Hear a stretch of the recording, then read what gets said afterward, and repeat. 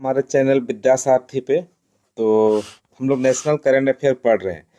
उसी सीरीज में आज हम लोग पार्ट 3 वीडियो लाए हैं। पार्ट 3 वीडियो है जो आपके एग्जाम के लिए बेहद इम्पोर्टेंट है।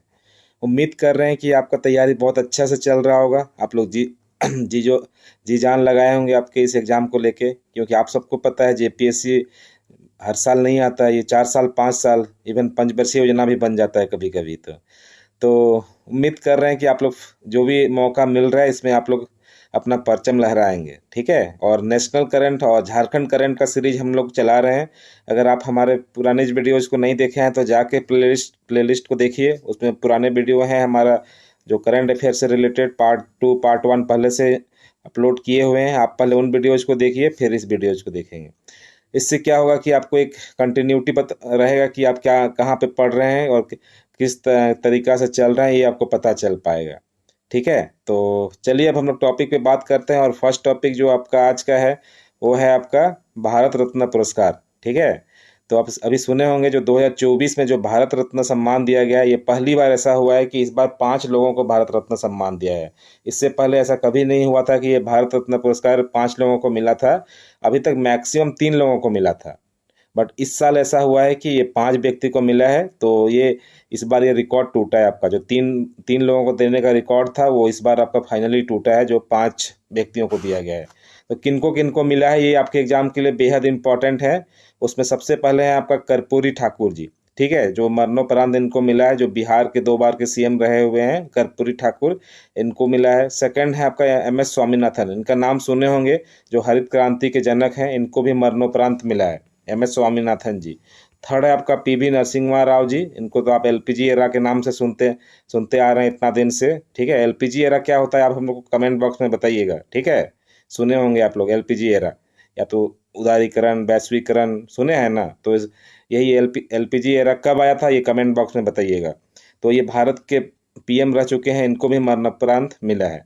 चौथे नंबर पे चौधरी चरण सिंह है, जो राजनीतिक है, इनको मिला है आपका भारत रत्न सम्मान। और अंतिम है आपके लाल कृष्ण आडवाणी, जो बीजेपी के संस्थापक सदस्य रहे हैं और उप प्रधानमंत्री भी रहे हैं, इनको इस साल का भारत रत्न सम्मान दिया है। अगर क्वेश्चन जनवरी से क्वेश्चन आता है तो मान के चलिए कि यहाँ तक क्वेश्चन आएगा। जो हम लास्ट करंट अफेयर हो सकता है, जहाँ तक आ सकता है उसको हम कवर किए हैं। और हम मान के चल रहे हैं कि इसके बाद का कोई भी करंट अफेयर आपके एग्जाम में नहीं आने वाला है। तो फ्रेंड ट्रस्ट कीजिए कि आपको जो भी करंट अफेयर बताया जा रहा है पूरा अपडेटेड बताया जा रहा है, कोई भी आउटडेटेड डाटा आपको नहीं बताया जा रहा है। बहुत सोच समझ के आपको ये वीडियो बनाया जा रहा है, आप लोग इसका बेनिफिट लीजिए। चलिए नेक्स्ट है आपका जो नेक्स्ट टॉपिक जो चर्चा में रहा है अभी इस साल, वो है आपका महत्वपूर्ण सम्मेलन जो 2023 में मुख्यतः जो सम्मेलन हुआ है। तो आपसे ये पूछेगा कि ये सम्मेलन कहाँ पे हुआ है। खासकर कुछ सम्मेलन जो काफ़ी इंपॉर्टेंट रहे इस साल, जैसे G20। आप सबको पता है, हम लोग G20 के बारे अलग से पढ़ेंगे भी आज, ठीक है। तो G20 का सम्मेलन भारत में ही हुआ है, आप सबको पता होगा।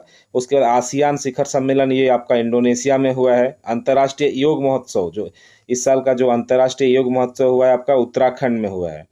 नेक्स्ट आपका विश्व हिंदी सम्मेलन, ये फिजी में हुआ है। प्रवासी भारतीय सम्मेलन, जो प्रवासी भारतीय दिवस मनाया जाता है ना 9 जनवरी को, किनके भारत आगमन के अवसर पे इसको मनाया जाता है। तो आप सुने होंगे महात्मा गांधी जी जब आए थे तो उसी उसी तारीख को ये प्रवासी भारतीय दिवस मनाया जाता है। कौन सा तारीख है? 9 जनवरी, ठीक है। तो प्रवासी भारतीय सम्मेलन आपका इंदौर में मनाया गया है। फिर आपका संयुक्त राष्ट्र जैव विविधता सम्मेलन जो COP15 है, ये आपका मॉन्ट्रियल में मनाया गया है। नेक्स्ट है आपका अंतर्राष्ट्रीय फिल्म महोत्सव जो गोवा में हुआ है। नेक्स्ट है आपका ड्रोन एक्सपो जो 2022 वाला है, वो चेन्नई में हुआ है। और SCO जो 2022 है वो समरकंद उज्बेकिस्तान में हुआ है। तो ये सब महत्वपूर्ण सम्मेलन हैं जो आपके 2023 और 22 में सब हुए हैं। इसके अलावा भी और कुछ सम्मेलन होंगे जिसके बारे में डिटेल में हम लोग बताएंगे। G20 ब्रिक्स, इन सब के बारे में डिटेल आज के वीडियोज में आपको मिलने वाला है। चलिए फिर नेक्स्ट जो टॉपिक आपको आज का पढ़ना है उसको देख लेते हैं हम लोगों का, वो है आदित्य L1 मिशन। काफ़ी चर्चा में रहा है फ्रेंड्स, सुने होंगे आप इसका नाम आदित्य L1 मिशन। जैसे चंद्रयान 3 काफी चर्चा में था। उसी टाइप का आदित्य L1 मिशन भी काफी चर्चा में था। आपसे वो सीधा क्वेश्चन पूछेगा कि आदित्य L1 का संबंध किससे है, तो ये सूर्य का अध्ययन को लेके है। ठीक है, नाम से क्लियर नहीं हो रहा है यहाँ पे, लेकिन अगर आप इसको डिटेल में पढ़ेंगे तभी आप इसको बना पाएंगे। तो ये सूर्य का अध्ययन से संबंधित है आपका आदित्य L1 मिशन। ठीक है, इसका लॉन्च कब किया गया था? ये 2 सितंबर 2023 को लॉन्च किया गया था। और किस यान से इसको प्रक्षेपित किया गया था? वो है आपका PSLV C-57। ये दोनों चीज आप याद करके रखेंगे। और इसमें L1 जो लैग्रेंज बिंदु के चारों ओर वृत्तों कक्षा में इसको स्थापित करना इसका मुख्य टारगेट था। तो ये सारा आपका याद रखना चाहिए। स्पेशली इससे जो क्वेश्चन बनता है आपका आदित्य L1 का संबंध किससे है या किस प्रक्षेपण यान से इसको भेजा गया था, यही सब क्वेश्चन आपके एग्जाम में बनेंगे। ठीक है, चलिए नेक्स्ट हम लोग चर्चा कर लेते हैं। आज का जो टॉपिक है वो है आपका MS धोनी। काफी चर्चा में रहे हैं हमारे प्यारे झारखंड के प्लेयर, क्या भारतीय टीम के पूर्व कप्तान MS धोनी। इनके बारे तो पूरा डिटेल में पढ़ लेना। इनको कब कब इनको जो भी पुरस्कार मिला है अभी तक का सारा वो देख लेंगे। कब इन्होंने ICC वर्ल्ड कप जीता है, कब इन्होंने चैंपियंस ट्रॉफी जीता है, वो सारा आप लोग पढ़ लेंगे। ठीक है, पर चर्चा में इस साल क्यों रहे? क्योंकि इनका जो जर्सी है 7 नंबर, जैसा कि उनका डेट ऑफ बर्थ होता है, इस साल एक क्वेश्चन भी इनका डेट ऑफ बर्थ से आया था, जो बैकलॉग वाला पेपर हुआ था, अगर देखेंगे तो। ठीक है, तो जो सात नंबर का उनका जर्सी है वो उसको रिटायर कर दिया गया है। BCCI के द्वारा इसको फाइनली जो 7 नंबर का जर्सी को रिटायर कर दिया गया है। इसको इसलिए किया गया है कि धोनी जैसे प्लेयर बार बार नहीं आते हैं, और ये धोनी के जो महान कार्य जो इन्होंने आज तक किया है, इतने कप हम लोगों को दिलाए हैं, इवन ICC वर्ल्ड कप भी इन्होंने इनके अंडर में जीते हैं 2011 में। तो उसी इन्हीं सब कार्यों को देखते हुए इनके जर्सी को 7 नंबर जर्सी इनको रिटायर कर दिया गया है। पूर्व में ऐसा हो चुका है। एक और खिलाड़ी हैं जो भारत के ग्रेटेस्ट प्लेयर आप सब जानते होंगे, सचिन तेंदुलकर जी। इनका भी 10 नंबर का जर्सी है, ये पहले रिटायर कर दिया गया है। मतलब अब ये जर्सी नंबर किन्हीं को नहीं मिलने वाला है। ठीक है, तो इसी को लेकर चर्चा में थे आपके MS धोनी। अभी वर्तमान में IPL खेलने वाले हैं, जो होने वाला IPL है चेन्नई सुपर किंग से। ये सब सारा चीज आप लोग पढ़ लेंगे अपने से। नेक्स्ट है आपका नेक्स्ट करंट अफेयर का टॉपिक है आपका इंडिया जस्टिस रिपोर्ट 2022। ठीक है, एक जस्टिस रिपोर्ट आया है। एक्चुअली ये रिपोर्ट इसलिए आता है कि जो भारतीय राज्य को न्याय तक का पहुंच उसकी क्षमता के अनुसार कहाँ तक और कितना तक हो पाता है, तो उसी को लेके ये रैंक प्रदान करता है। ठीक है, तो इसी को लेके आपका इंडिया जस्टिस रिपोर्ट 2022 आया है। इसमें क्या कहा गया है कि जो कौन सा ऐसा राज्य है जो न्याय का पहुंच उनकी क्षमता के अनुसार प्रदान कर पा रहा है, उसमें टॉप स्थान पे है आपका कर्नाटक है। ठीक है, याद रखिएगा, साउथ इंडिया वाले राज्य सब में टॉप में ही रहते हैं। तो साउथ कर्नाटक, तमिलनाडु, तेलंगाना, तो हम लोग बोल सकते हैं कि जो तीनों राज्य हैं साउथ इंडिया के, यही तीनों टॉप में है। और आप देखते होंगे लॉ एंड ऑर्डर ये सब चीज़ों में आप साउथ इंडिया ही अच्छा परफॉर्म करता है नॉर्थ इंडिया और ईस्ट इंडिया की तुलना में। तो हम लोगों का यहाँ पे टॉप स्टेट है आपका कर्नाटक। और रही बात अंतिम राज्य कौन सा है जहाँ पे इंडिया जस्टिस रिपोर्ट में, तो बिहार, वेस्ट बंगाल और यूपी। आप देख रहे होंगे बिहार, वेस्ट बंगाल और यूपी आपके अंतिम 3 राज्य हैं। चलिए उसके बाद हम लोगों का फ्रेंड्स नेक्स्ट काफी चर्चा में रहा है वो है करंट अफेयर का टॉपिक MV गंगा विलास। नाम सुने होंगे MV गंगा विलास, ये काफी चर्चा में रहा है।